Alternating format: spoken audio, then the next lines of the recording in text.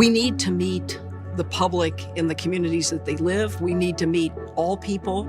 So we need a diverse workforce so the workers in public health look like the communities that we're serving, that they can speak the language, that they understand the culture. When you have a diverse workforce, you increase the likelihood that someone like myself might be able to connect with a specific community or group and help relay public health initiatives and messages in ways that are just a little bit more easier to understand or empathetic. We need to make sure that we're working hard to reduce barriers that might stand in the way so that the public health workforce actually looks like the rich, diverse American community that we have. The public health workforce has been under-resourced for decades. We saw that unfold during the pandemic in a really big way. We need to take that lesson learned and apply it. Because again, if you have a strong workforce, then you in fact will have the prevention that will save the dollars because we are out of control with healthcare costs. Philanthropy has an incredible role to play in advancing public health and helping the workforce. We've seen that play out specifically in the state of Indiana, the Fairbanks Foundation that led to the legislature this spring unleashing new state funding for local public health in the millions of dollars. Philanthropy's just got so much power, but it's more powerful if it's with a vision for the outcome that our nation needs. I lost my job during the pandemic, and while I had that time, I wanted to do something, and I just didn't know what that was. I knew I wanted to help, and finding Public Health AmeriCorps, for me, gave me the tools and the knowledge, and gave me the confidence to get out in the community and make some effective change. I was able to get out in Skid Row in Los Angeles and bring resources to them, COVID tests, vaccination, scheduling, and information on how to access vaccine clinics, food distribution, really bring those, all these different important initiatives to communities that are, again, hard to reach. AmeriCorps is the federal agency for volunteering and national service. We have about 200,000 AmeriCorps members and AmeriCorps senior volunteers that are serving in more than 40,000 locations across the country. And so as we look at the gap in the public health workforce, 80,000 missing workers, we saw this need to address the urgent issues that communities are facing right now, but also to build this pipeline to make sure that we have community health workers in the future. We are moving more AmeriCorps members today to address urgent local health needs, but we're also building the career pathways. And so we're doing training while you're serving. You are learning and serving at the same time. We now have about 3,000 Public Health AmeriCorps members on a path to 7,000. And we not only are going to make a difference right now in communities, but I believe we're going to change the face of the public health workforce. I really would love to see the day that we have a diverse and well-trained workforce in public health that can really put into action the power of prevention. The truth is, if we lift all communities, we lift everyone.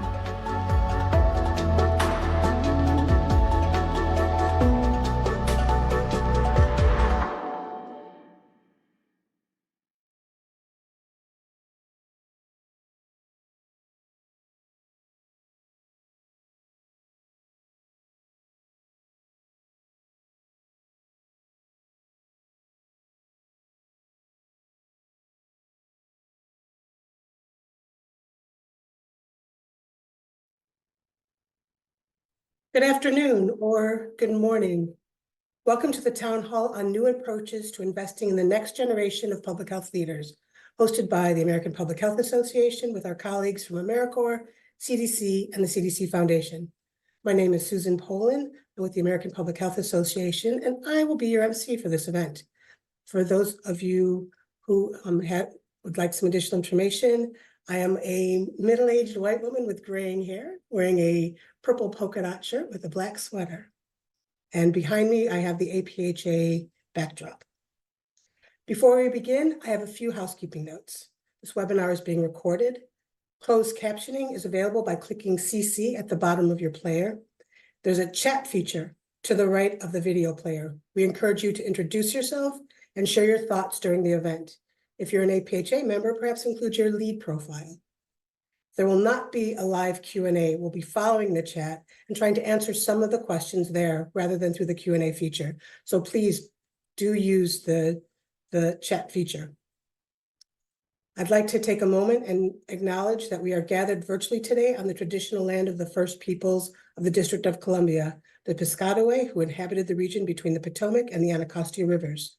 They were the original inhabitants for thousands of years. We honor their history and would like to express our gratitude to the land, which has provided us with its bounties. I'd now like to introduce Dr. Mandy Cohen, the CDC Administrator, to give us a little bit of a welcome.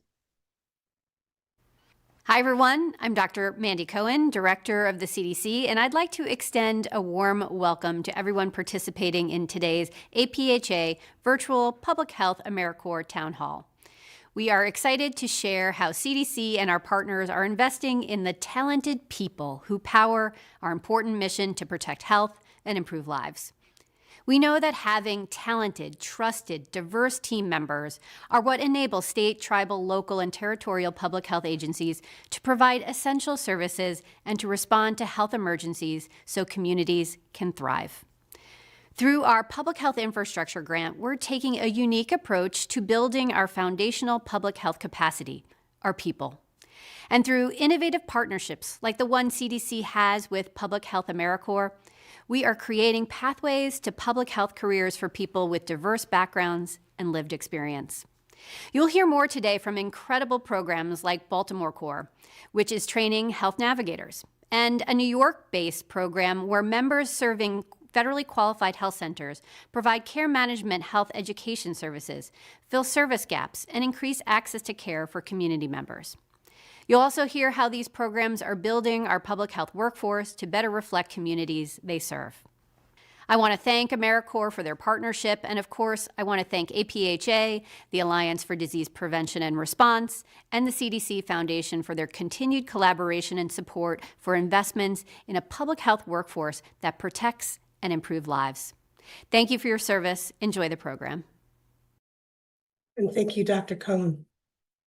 Let's talk a little bit about where we are. We've had a historic investment in public health in the last couple of years.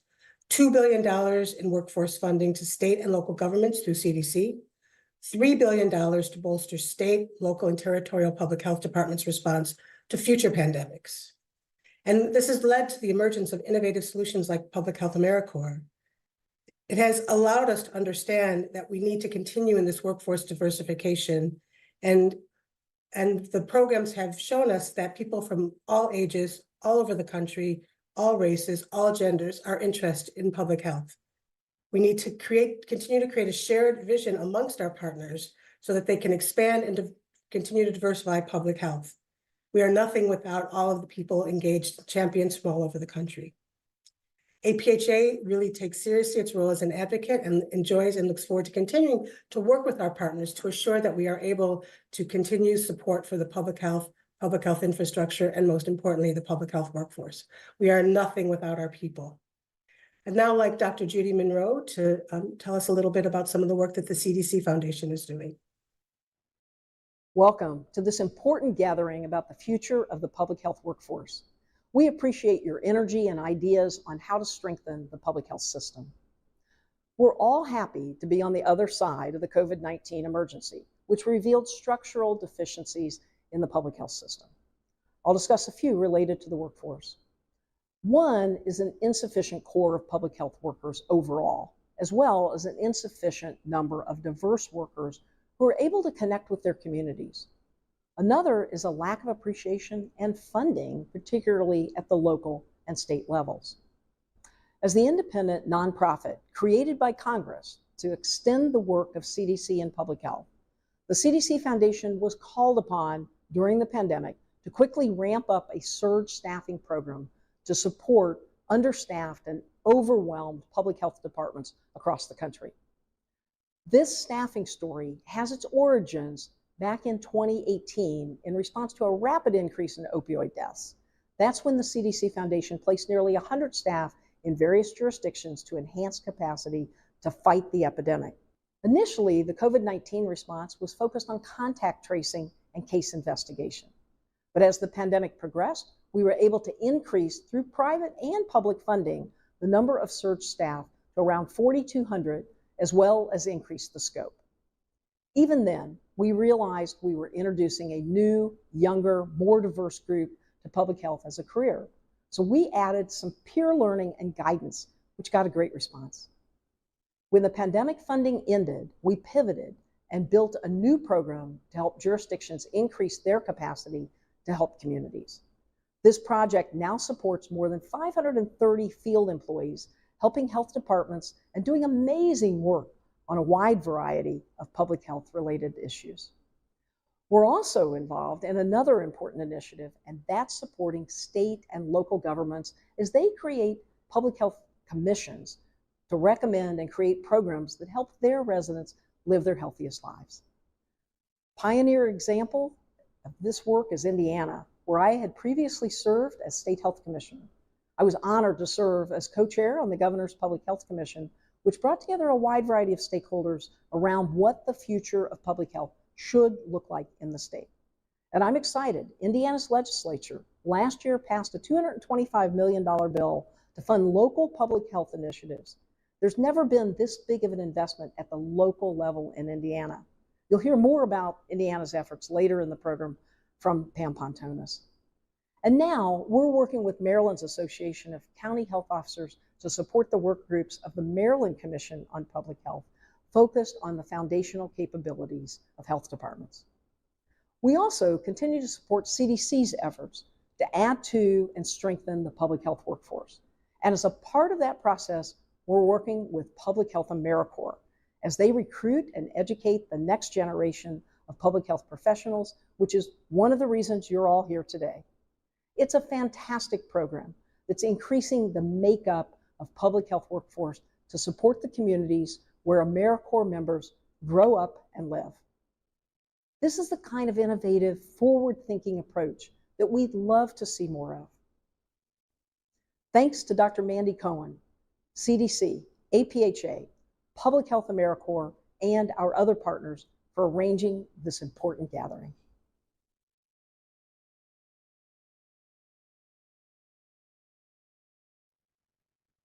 Thank you, Judy. I think that is a really good way to start the panels. You'll hear from two really exciting panels. I'll introduce the first one, and then I'll come back and introduce the second one when it's time. The first panel will discuss new ways of approaching workforce development in states and communities.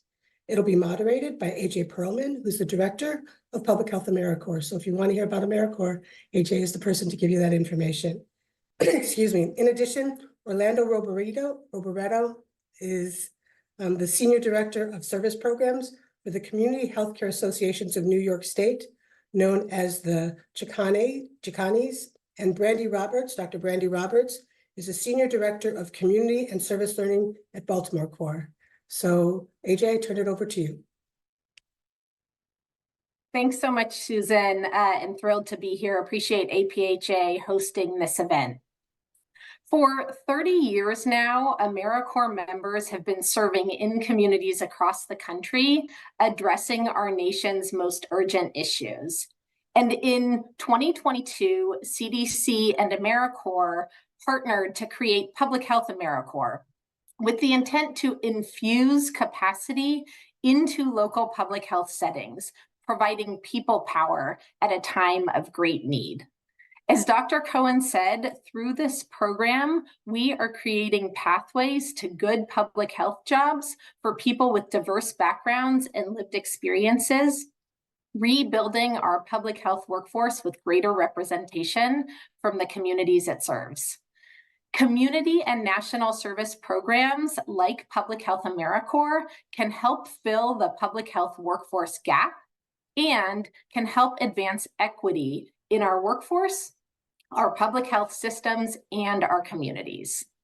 Since launching, Public Health AmeriCorps has provided $160 million for more than 100 public health serving organizations, and about 20% of Public Health AmeriCorps' grant dollars support programs in rural communities. At this point in time, we have 4,000 members in Public Health AmeriCorps, and they're serving in nearly every state, Guam, and Puerto Rico. Early data indicates that our members are younger, more diverse, and earlier in their educational journeys than the existing public health workforce. And across the board, our members leave their year of service with hands-on experience and training that they can use to pursue a career in public health. So while this is a national program, I'd really like to highlight Public Health AmeriCorps' impact on communities and on its members. I am thrilled to be joined by Dr. Brandy Roberts with Baltimore Corps and Orlando Reberetto from Chicanes. To get us started, Dr. Roberts, can you share a bit more about Baltimore Corps' Public Health AmeriCorps program? Absolutely. Hello, thanks for inviting me here. So Baltimore Corps AmeriCorps program is called Community Health Pathways, and we target citizens from the Baltimore community who are called to serve. Specifically, we're targeting individuals who actually may not have previously been thought of as have public health opportunities or working in a public health field. Part of our recruitment efforts include telling people they do not have to have any public health experience. We are looking for individuals who maybe they had some challenges in the past. Their lived experience could have maybe included some maybe substance use disorders, and maybe they're going to come into the program and become violence interrupters. Possibly people come to us and are, they decide they want to go more the traditional route and become CNAs. The majority of our members, though, choose to earn their community health worker certification. And, our cohort we trained last summer ranged in age from 19 to 70. And the thing everyone had in common was they were looking to serve their community being all of our members identify and are from the Baltimore community. So Baltimore Corps, as an agency, we believe that the talent is here and the talent needs to be developed. And more importantly, for this particular program, we want to make sure that there's opportunity. And we believe that our AmeriCorps members, we want to provide them the opportunity to serve in public health and to make our communities here in Baltimore healthier and more equitable. So much, Brandy. You all are doing incredible work in Baltimore, and I have loved watching the progress of your members. And Orlando, can you share a brief overview of Chicanes' Public Health AmeriCorps program? Thank you, AJ. Happy to be here representing the Community Healthcare Association of New York State. We are a primary care association representing community health centers throughout New York State. And our Public Health AmeriCorps program has the dual goal of increasing capacity and quality of services at the health center while building that next generation of the community health workforce. If you know anything about community health centers, you know that each health center is unique depending on the community and patients that they serve. Health centers focus not just on addressing patients' clinical needs, but also addressing social determinants of health on an individual and community level. So our positions are as unique and as diverse as our health centers. We have members based in food pantries addressing food security. We have members focused on substance use interventions such as Narcan and naloxone trainings. We have members that travel to farm workers and their families throughout the Hudson Valley. Really, whatever the needs of the health center and the community that they serve, that is what defines our program. Thanks so much, Orlando. And both of you already touched on this a little bit, but could you share more who your members are and how you do your recruiting? Let's go ahead and start with Orlando first. Yeah, we recruit nationally through the AmeriCorps infrastructure, but our recruitment outreach activities are really focused on New York. We want New Yorkers to be aware of our Public Health AmeriCorps program. We go into colleges, career service programs, counselors and advisors, especially for those public health pre-med students. We want to capture these young professionals in the field, whether they're pre-med, counseling, or just folks that are looking to kickstart their career in public health. Most of our members are recent college graduates. However, we do have members from all walks of life. One of our favorite things that happen is when one of our host sites when they come to us with somebody that they know as a patient, as a resident of the community, as a family member of their staff, and they want to use our AmeriCorps program as a way to get them into their community health center workforce. We encourage our health centers to be creative with the program and create opportunities for others in addition to that traditional undergraduate applicant. That's great. Dr. Roberts, can you maybe share some similarities or some differences about Baltimore Corps members? So, like Orlando, looking for New Yorkers, we in Baltimore, we're looking for Baltimoreans. And also just going a little deeper, we partner with service sites across Baltimore City. We utilize those service sites to help get the word out, looking for people who identify within their community. So not, of course, Baltimore as a whole, but then maybe within their neighborhood. Looking out their front door and wanting to make a difference, make a change. So most of our members identify as being Black or African American. The overwhelming majority of our members are women. This go around, I mentioned the wide age range, but we also have some members who are immigrants. So maybe they were not originally from Baltimore, but they do now love Baltimore, love the community. Education-wise, we do have members who have a higher level degree, whether that be graduate degree or post-bachelor certification of some sort. This year, we actually had some members who were completing their degree, whether it be an AA degree or a bachelor degree, while they were serving.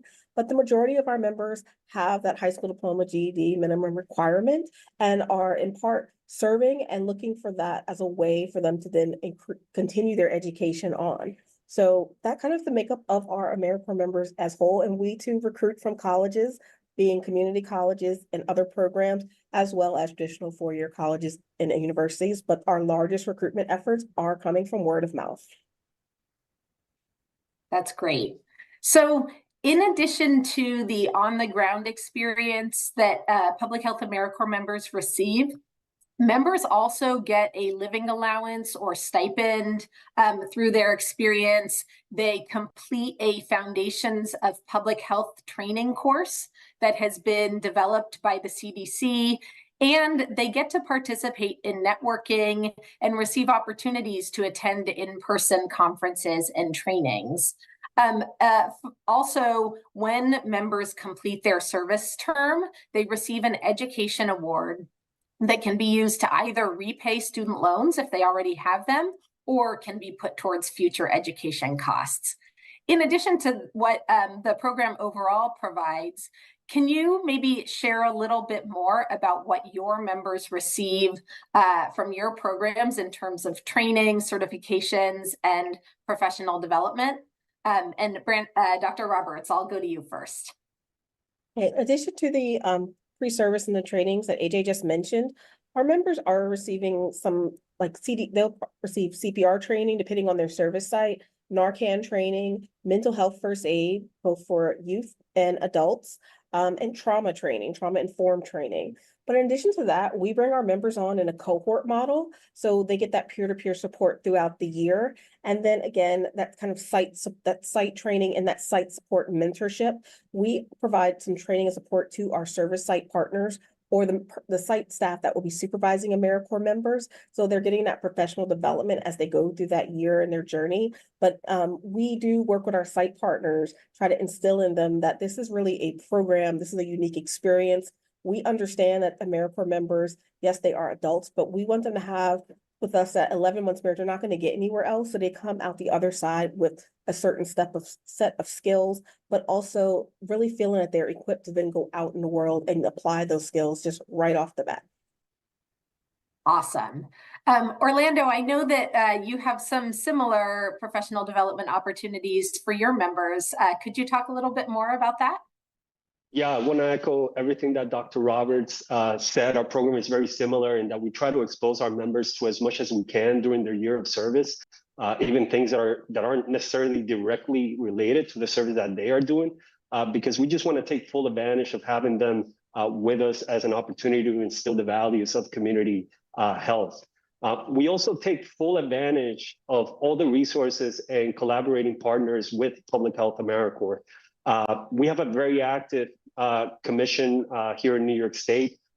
They work with Cornell University's School of Public Health in developing a public health essentials course. which is a university level 15-week class that all the members can sign up for, where they are learning in depth about public health while they are learning and receiving that real world experience at their health center. So, it's really amazing to have a state commission that is working on creating additional opportunities and resources for programs and members. Public Health AmeriCorps as well has been a wealth of resources. We actually had the opportunity for AmeriCorps members to have poster sessions at last year's American Public Health Association's annual meeting. I want to give a quick shout out to these three amazing members and the service that they did while they were with us. Omar Diba, who was based at VIP Community Services in the Bronx, which focuses on homeless healthcare, presented on his service activities around empowering hypertension patients. Allison Lynch, based in Community Healthcare Network, presented on food insecurity and mental health. And Selena Conde, based in Sun River Health, presented on her service around women's healthcare. And, this is just an example of three young members, young in their professional careers, who had an opportunity to present at a national public health conference on the service that they did as an AmeriCorps member. And I just cannot imagine any other program that would have afforded this opportunity to young professionals to get this involved so early in their careers. So Orlando, that's a perfect lead into my next question. For decades, we have talked about how AmeriCorps members serve their communities. And through Public Health AmeriCorps, we are also lifting up the impact that this program can have on members themselves. So can you both maybe share an example or two of how members' experiences have not only supported their communities, but also how they have influenced their own pathways? And Orlando, I'll turn it to you. There's so many stories. We as a program, we really strive to create an environment that encourages members to explore and discover different aspects of public and community health. And we want all of our members to leave the program confident in what they want to do moving forward. It's really just so inspiring to hear back from your alumni about what they're doing now and how this experience helped shape that track. One member that I want to highlight is Michael Garcia, who was a member at NYU Sunset Park when the pandemic hit. NYU had a small food pantry with only one AmeriCorps member serving, which distributed food to less than 100 families a week. As you can imagine, when the pandemic hits, that need exploded. And all of a sudden, it was a full line around the block, over 400 families in need of assistance. AmeriCorps members, including Michael, stepped up and serviced the food pantry for the peak months of the pandemic. And now, 4 years later, that food pantry has grown and become a staple of the Sunset Park community. And Michael himself is the full-time member of the staff, supervising the food pantry and supervising an entire team of AmeriCorps members that are now doing this work. So that's just one example of not only how this can be an amazing opportunity for the individual members, but how our organizations and our health centers benefit from the members and end up becoming full-time members of the staff and contributing in ways that we can't imagine. Awesome. Dr. Roberts, I will turn it over to you to share a little bit about your members. Yes, so our members, we are finishing out our first full year members here, but the early group that finished up, they were able to, some of them able to get job offers at the service sites in which they served, which was the intention of the program itself, gain that experience, earn their certifications, community health workers or CNA from the program, and to be able to leverage that and use that to kind of be the starting point of their careers in health, public health. But nice to know that some of them were extended offers from their service sites where they actually served. So the service sites actually, stepped up and were able to see the value of the member. They did exactly what we asked. They nurtured the member, they mentored the member, and they saw the member take advantage of the opportunities offered, help build their skills, and were able then to find the funding to keep the member on. In another case, maybe that did not happen right away. We recently, within the last month or so, heard back from a member who was serving at one of the local hospitals. And after her service site, she went on to do different things. She went on to actually continue her education, earn a different certification, still in the health field, and reached back out recently and said that she had actually applied and secured a job at the hospital she did her AmeriCorps year at, and she wanted us to know. That's still one of our sites there. So knowing that she came full circle and she's there and she's delighted to be there. So again, building capacity of some of the nonprofit community organizations where we're partnered with, that is a great thing for us in our community, wanting healthy communities, and also just ensuring that we actually are giving the members the opportunity and they are growing the skills. It may not show right there at the 11th month mark as far as how they're ready to apply those skills, but just being affirmed that they are taking the skills, putting them in their pocket, and it's showing back up there in the community. Thanks so much, Dr. Roberts. And I think just going back to what I said at the beginning and what Dr. Roberts and Orlando have highlighted here, Public Health AmeriCorps members are leaving their year of service with the skills and experience that they need to launch them into a public health career. And we do really believe this is one solution to helping to address our public health workforce shortage. So I hope this discussion has sparked some ideas for you. I'd encourage you to think about hiring Public Health AmeriCorps alumni, serving as a host site, or just in general, thinking about how you can partner with community-based organizations to address community health needs. We think Public Health AmeriCorps is good for the community, it's good for organizations, and it's really good for the members who are serving. So with a huge thank you to Orlando and Dr. Roberts for joining me today, I will go ahead and turn it back to Susan. Thank you, AJ, and let me add my thanks to Orlando, Dr. Roberts, and to you, AJ. I think that was fascinating, and I kept wishing that I was many years younger so I could have participated in this program, but I'm also maybe could be one of those 70-year-olds who do it. So the opportunities that you talked about were just fascinating and really exciting, and clearly have made a difference in not just individuals' professional pathways, but for the community, because they are of and from the community. And so that is an opportunity that you don't find in other places. And now we have a short video from the AmeriCorps that I'd like to show you.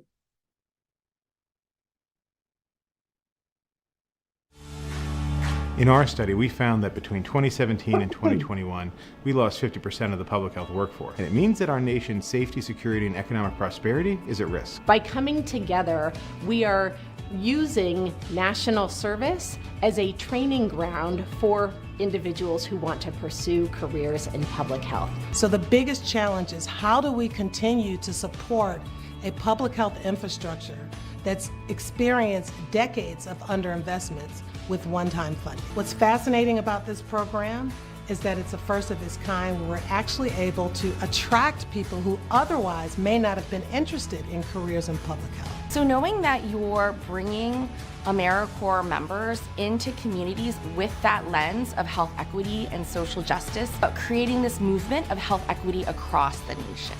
Make a difference. Choose Public Health AmeriCorps.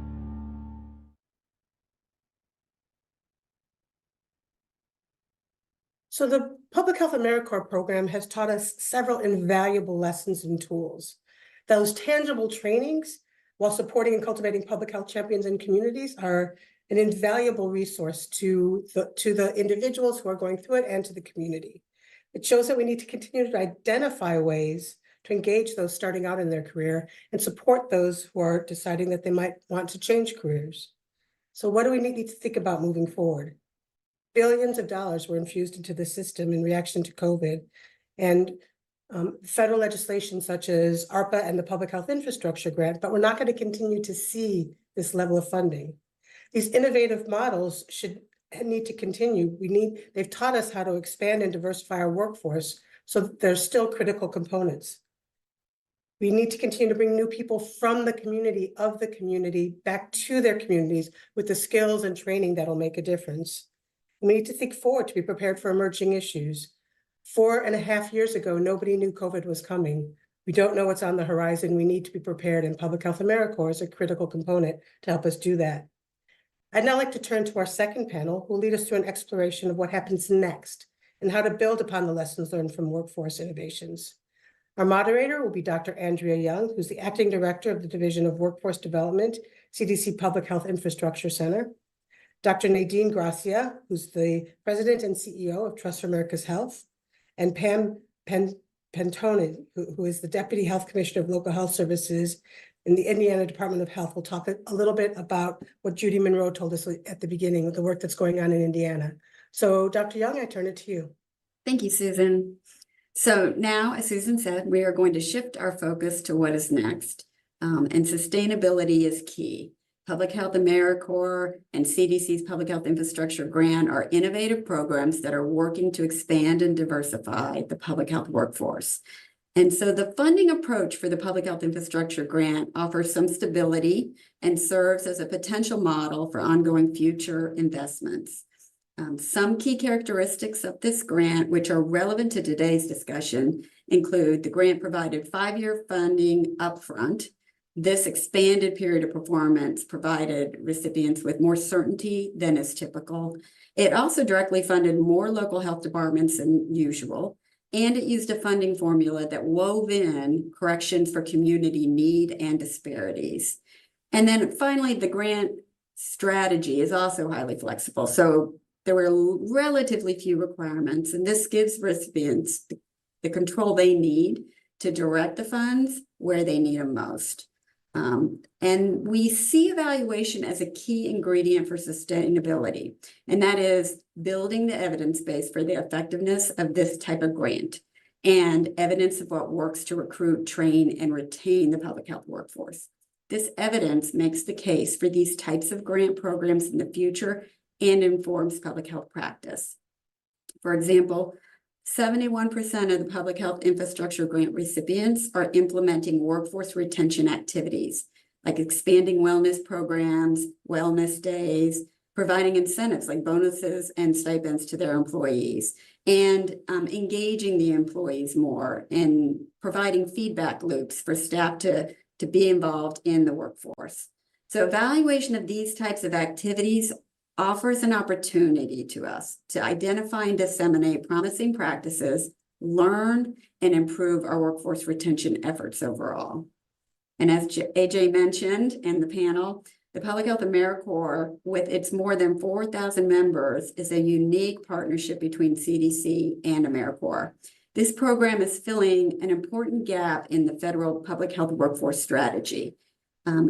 I think Brandy mentioned that the only requirement is really to become a member, is to be 17 years old, which means we're able to reach a younger, more diverse applicant pool who may never have thought of a career in public health before. This is huge.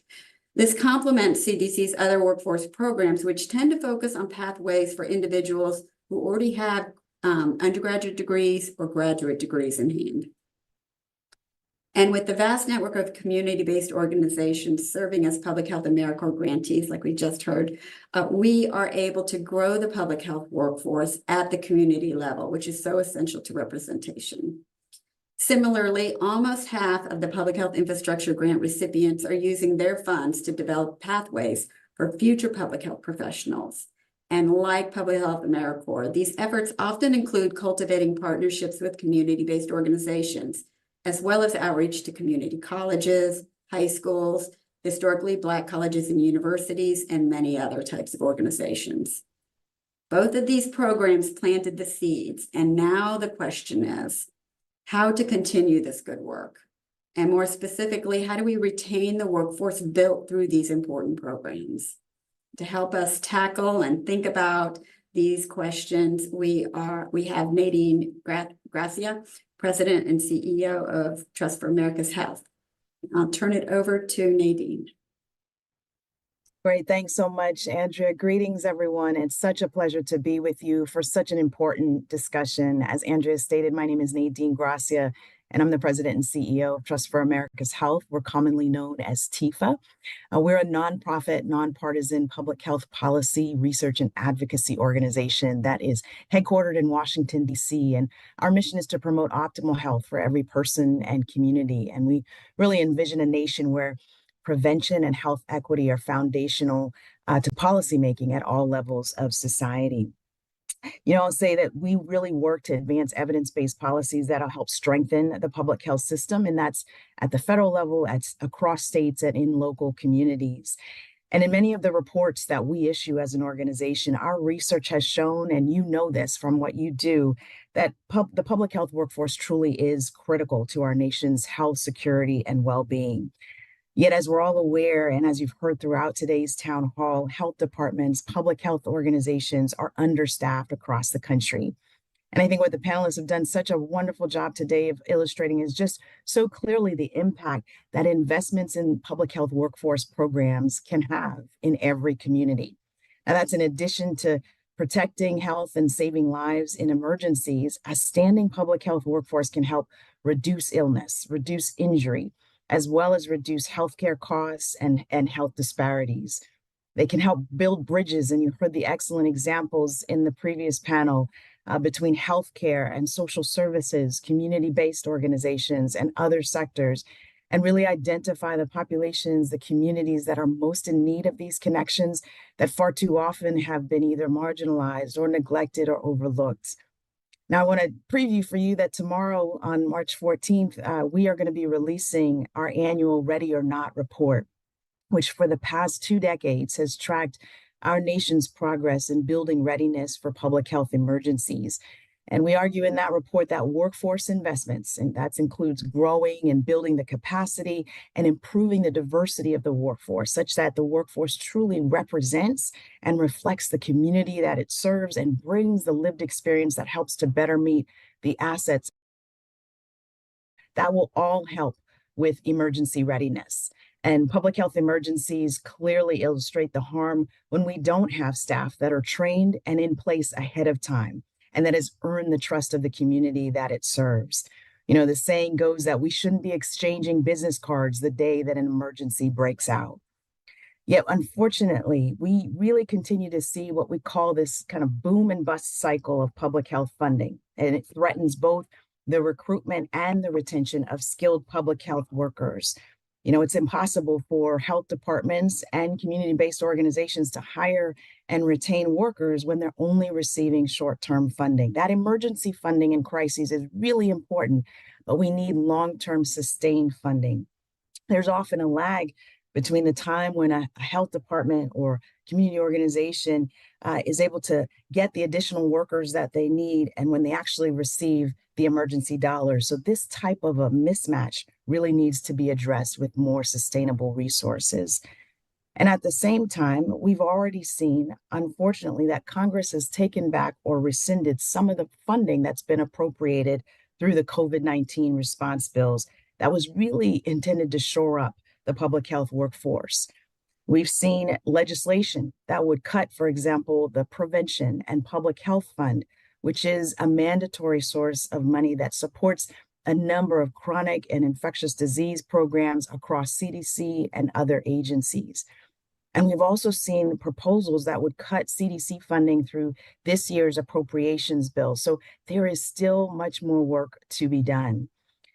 Now, there's legislation and there's hope, because we have seen legislation introduced in the Congress, like the Public Health Infrastructure Saves Lives Act, and that would provide sustained funding for critical infrastructure and foundational public health capabilities that you've heard some of our earlier speakers talk about.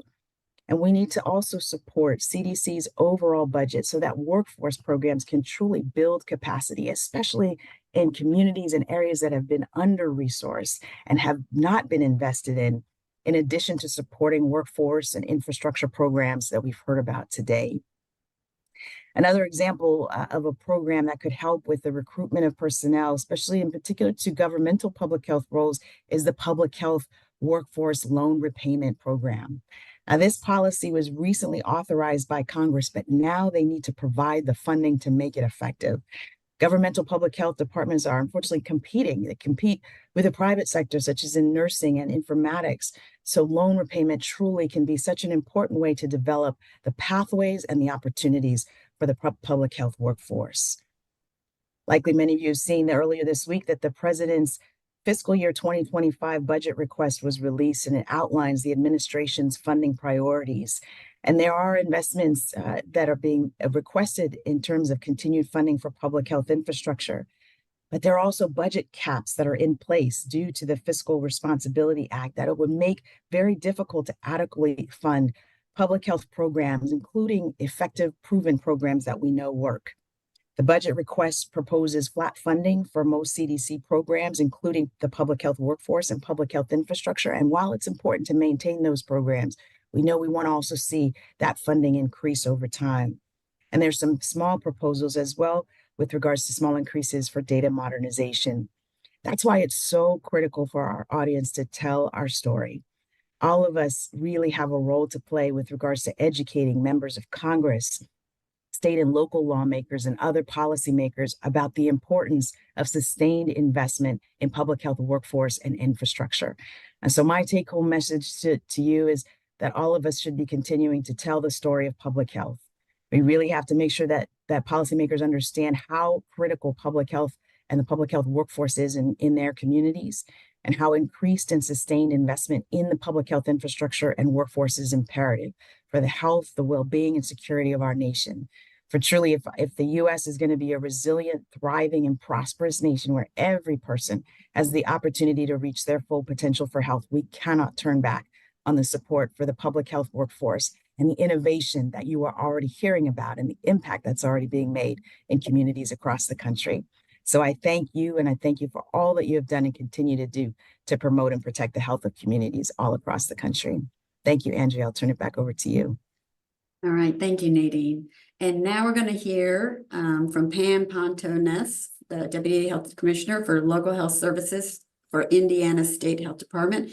And she's going to talk a little bit more about her experience with regard to how we might continue this good work and available retention strategies for the workforce that's already been built. Pam?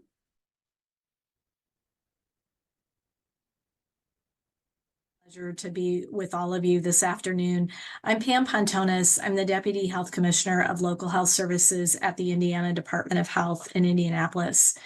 And as Dr. Monroe mentioned at the beginning of the program, back in August of 2021, Governor Eric Holcomb decided to really take the opportunity, even in the middle of a pandemic, to convene a Governor's Public Health Commission to review Indiana's public health system. Indiana traditionally has not fared well in public health metrics and measures, and this was an opportunity to really see how we could begin to turn that tide. So he convened a commission that was actually co-chaired by Dr. Judy Monroe to review Indiana's health system in 6 different areas, including workforce, funding, governance, infrastructure and services, data and integration, childhood and adolescent health, and emergency preparedness. Over the course of several months, we gathered information related to those different areas from different states, national best practices, and put forth the information that we gathered on those different work streams for the Commission's consideration. We also included 7 listening tours across our state to get information from the public and community stakeholders on how they felt about Indiana public health, including workforce and the impact of the COVID-19 pandemic. We also included stakeholder calls, presentations, attending meetings, really trying to gather a whole concept of the state of public health in Indiana. The Governor's Public Health Commission then reviewed all of that information and put forth 32 recommendations in the Governor's Public Health Commission report. And in the workforce area, the goals really to be ensuring that Indiana has sufficient information on the health, workforce, including public health and healthcare, to identify shortages and support workforce planning. The other goal being to enhance training, recruitment, and retention to ensure workforce capacity and skills that are sufficient to support Hoosier Health. We knew that to enact those recommendations would require resources, sustained, flexible public health funding, really to support local and state public health. Indiana is a decentralized state, meaning that the local health officers and local health departments have the legal authority and jurisdiction over health events in their jurisdictions. In looking at what would be needed to really support that effort, we developed a funding formula here at the Indiana Department of Health to determine how much funding would be necessary to really benefit local health departments and give them the resources that they needed. And we prepared that information going into the 2023 budgetary legislative session. We met with legislators. We had some key legislative advocates who wrote the bill that would become the genesis for the public health funding that we were requesting. We took a look at what core public health services we wanted that would be necessary and appropriate for local health departments to provide in their communities. And many of those being already included in state statute, but some of them were not, and really included preventive core services such as maternal and child health, trauma and injury prevention, chronic disease prevention and reduction. Put together the legislation with the recommendations based on, or with information based on the Governor's Public Health Commission recommendations and the funding request to be able to support that. The partnerships that we developed and the communication strategies that we used were key to be able to help folks understand that this funding, which was unprecedented, represented an investment in prevention for public health across Indiana. It was also a significant investment in our rural communities, with the goal that every Hoosier, no matter where you live, has access to those core public health services, whether you live in Indianapolis or you live in one of our smallest rural communities. I'm very happy to say that in April of 2023, the General Assembly passed the legislation and the funding request to support it. So $75 million going to our local, appropriated for our local health departments in 2024, and $150 million appropriated in 2025. Key to that legislative funding, which could be used in flexible ways, was the local option to choose to receive that funding.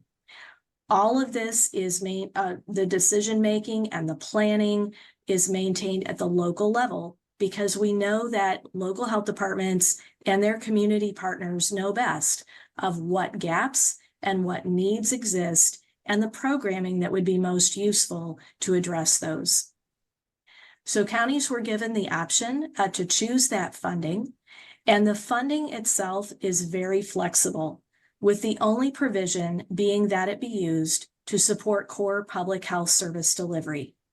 And that includes building workforce of local health departments and also force multiplying the workforce through community partnerships and being able to fund and expand what is already being done in the community, bringing partners in the community together to determine what is best, what is needed, and how people can come together to determine what programming is going to best meet the needs of the community. So with that funding, as I mentioned, funding can be used for workforce development at local health departments. And I also would add that prior to that legislation passing, that we had partnered with Indiana University Fairbanks School of Public Health to conduct a local health workforce assessment to be able to collect data and make recommendations that local health departments could use as they continued to think about how they could best build their teams, but also to engage in those community partnerships to fill gaps that they may have had. With that governor's public health commission and in enacting legislation was also the requirement to develop a state health workforce council, which then we are planning to be informed by our upcoming State Health Workforce Summit later this year, probably Q2, to again start developing the planning for the building and the retention of state public health and healthcare workforce. So in addition to the infrastructure funding from the governor or from the Governor's Public Health Commission and ensuing legislation, that funding is now available to local health departments as of this past January. That funding has started coming to them. And the implementation phase of this funding is called Health First Indiana. And you can check out Health First Indiana at the website, healthfirstindiana.in.gov. And we call this Health First because we know that when we put health first, then we can really promote the workforce and the health of our communities. We know that businesses thrive and communities thrive, school students thrive when they're healthy. It's an attraction for businesses to become involved in communities and to place their facilities and in increased sites within states when the workforce is healthy and those health metrics are sound. In addition to what we see with the Health First Indiana funding and the implementation that is building with our local health departments is being able to support local health departments in this effort with what we can provide at the Indiana Department of Health. And that is where we are using the CDC Public Health Infrastructure Grant to be able to support the build out of regional technical assistance teams, to be able to work with local health departments and build the tools that they can use to best implement this funding. That Public Health Infrastructure Grant also supports our Public Health AmeriCorps team, which include 10 folks who are placed in our local health departments and a number of other initiatives that we have here toward our own workforce here at the Indiana Department of Health. And with that, I will go ahead and turn the program back over to Andrea. Thanks, Pam. And I think it's time now to turn it back over to Susan. Thank you, Pam, Dr. Gracia, and Dr. Young. I think another really fascinating panel telling us about opportunities at the state level as well as the federal level to continue to make a difference in workforce. I'd like to actually bring everybody back onto screen so we can get closing comments. And Pam, we'll go back to you for just a quick 30-second comment. What do you want people to understand as they're walking away from this town hall today?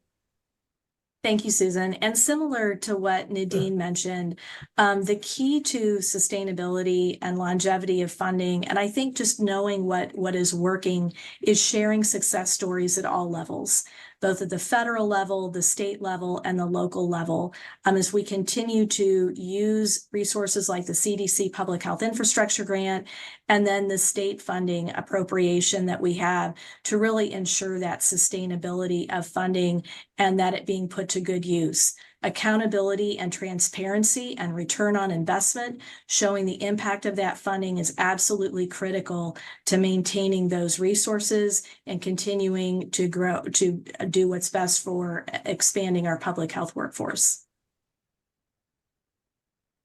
Nadine, right to you, and just keep going.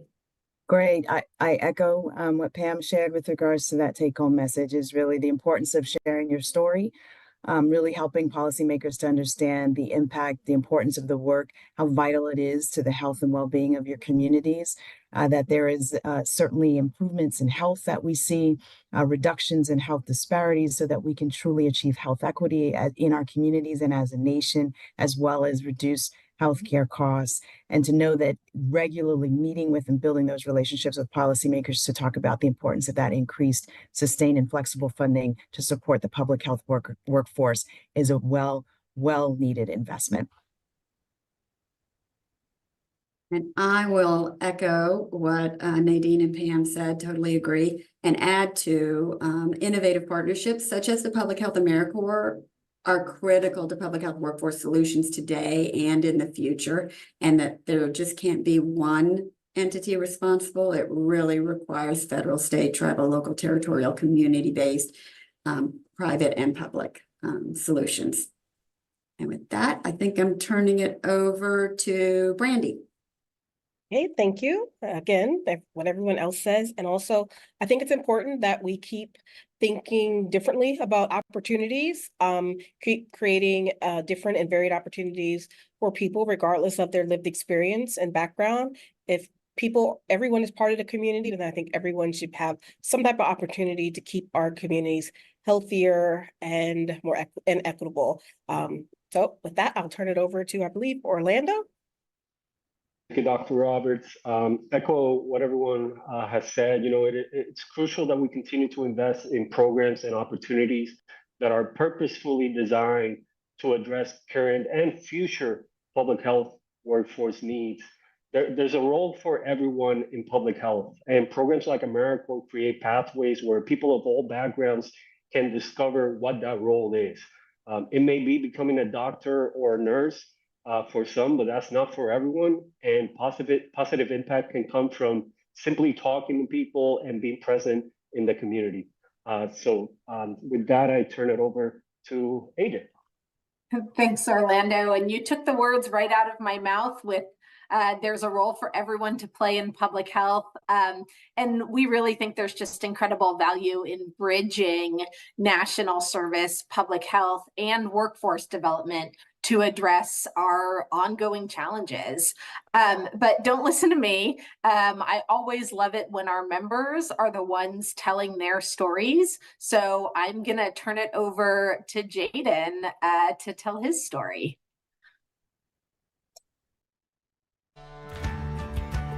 Born and raised in Phoenix, Arizona, I'm the son of two immigrants who came to the U.S. and I was going into college not really sure what I wanted to do, and I eventually, after exploring some different things, discovered that public health was really the field that interested me because it allowed me to combine my passion for science with directly being able to give back and serve the communities that I have lived in my whole life.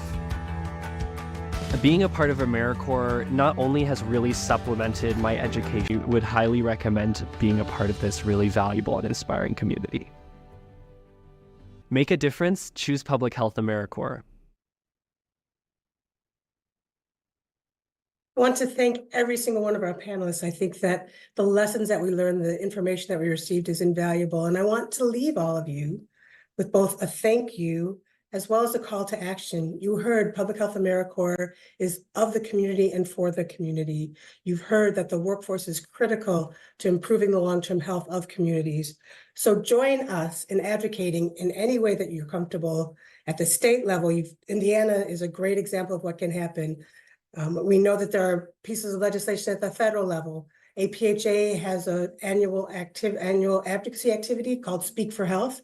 You should hear a little bit about that in the chat. Engage. You are really the voices that we need to hear from. So thank you again to all of you for joining us today. Thank you again to all the panelists, and I look forward to more engagement and more conversation.